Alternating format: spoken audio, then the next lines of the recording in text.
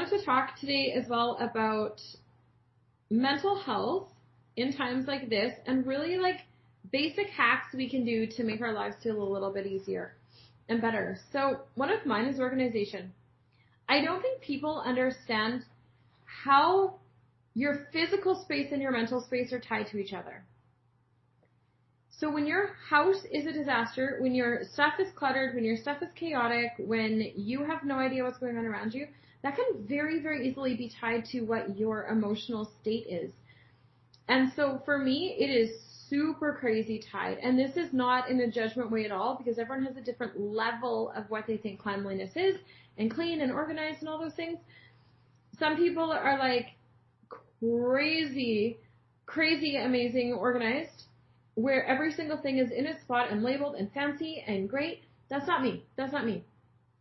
But I am the girl who is really, really picky on the stuff in my space. And right now, with everybody being home, with people not working. Hey, Stephanie. Hey, Amanda. Oh, use the days of less. It's the words around it. I just felt like day off felt like I was off, right? Or a slow day just felt like I was slow. And I was like, that's not the energy I wanted to put into it. So I just call them days of less. It just means I'm doing less on those days. But pay attention to stuff in your space. We have so many things that have been gifted to us, and everything is science. Everything is molecules and energy and atoms. And everyone always is like, oh, Dawn, you're so hippie. And I'm like, no, that's actually just science, because if you were a child of the 80s, you watched the movie Young Einstein where they split an atom. Please tell me someone has watched that movie, because it's brilliant. But pay attention to the things that are in your space, especially right now when you're at home so much. Everything has an energy to it. So I've been spending a lot of time lately just going around my house even and going, why is this here? Why is this thing in my house? I don't love it. Right? I don't like it. It doesn't hold any amazing special meaning to me. So why do I have it? Guess what? Donate it. Get rid of it. Do something with it. You don't need it. And that is something that I've realized that not many people do. Not many people actually take the time to look around. And so I was talking to a client and a friend yesterday, and she was talking about her house and doing some renovations and doing some fun stuff in there. And I said, so are you still going to keep all the same crap in your new space as you do in your old? And she was like, oh, yeah, I hope not.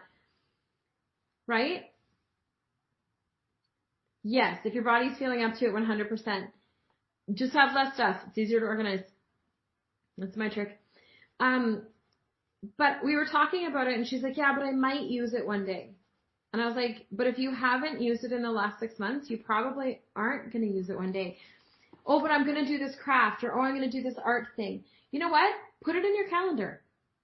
Sit down and figure out how long it's going to take you to do. So one of the things that we were talking about, and we were laughing about it because it's something that I did at one point, was I gathered all these picture frames because, I was going to magically spray paint all of them and do some crazy gallery wall. Yeah, no, not happening.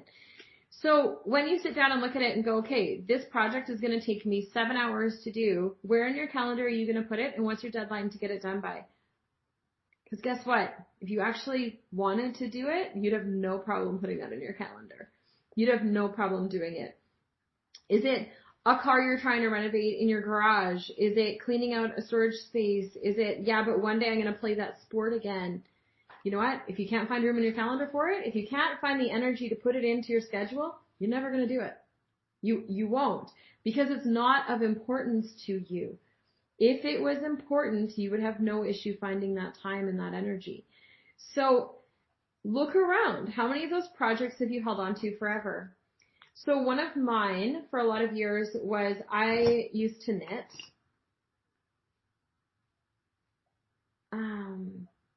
Yeah, call it a day of less. Seriously. I tell everyone to do that. They laugh so hard. They're like, that is kind of brilliant because it makes sense mentally.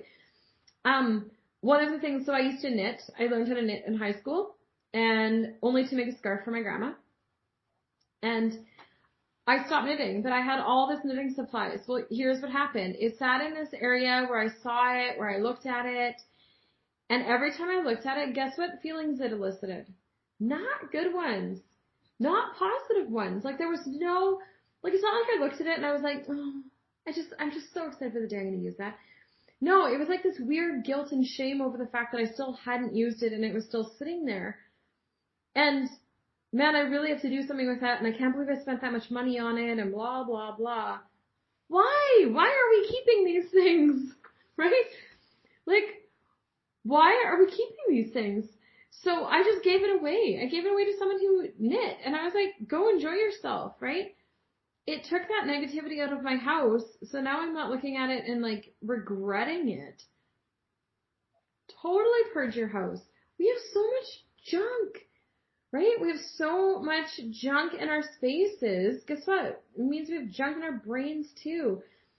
So spend some time in that. Really spend some time looking at it. I was raised by an organized hoarder. That is how, probably the best way to describe her. My mom had a cleaning company. She was very, very tidy, very, very clean. And, oh, my bookkeeper's showing up. Just a sec. I have to go let her in.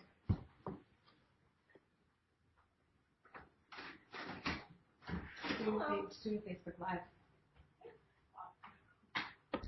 Hey guys, I'm back.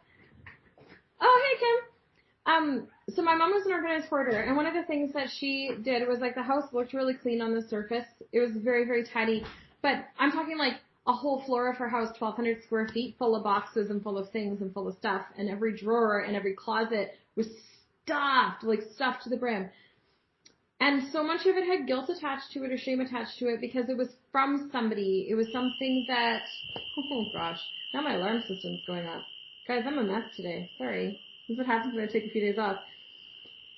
So one of the things I was like, there was so much guilt and shame attached to it because like someone had gifted that or someone had bought that or that was a wedding gift or that was a this or that was a that. Instead of being able to look at it and just be like, I don't love this. Why is it here? Right? So if you're having to spend a lot more time at home right now, go and get rid of things.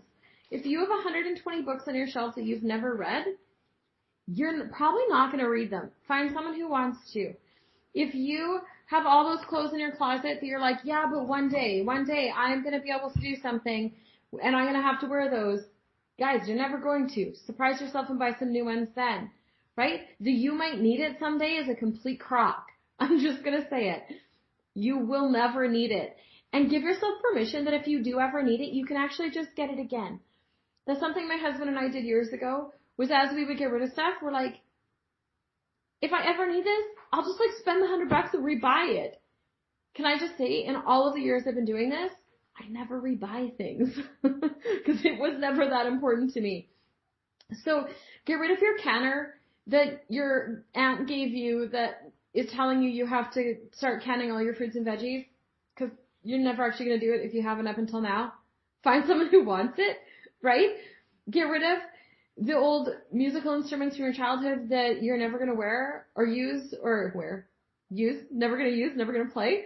Get rid of the clothes from grade 12 that you've grown out of because you've probably had kids and your hips just aren't even the same size anymore, so you physically will never get back into them. It's time. Go through your house and get rid of it. And so if you're struggling with the emotional attachment to things, take photos of them.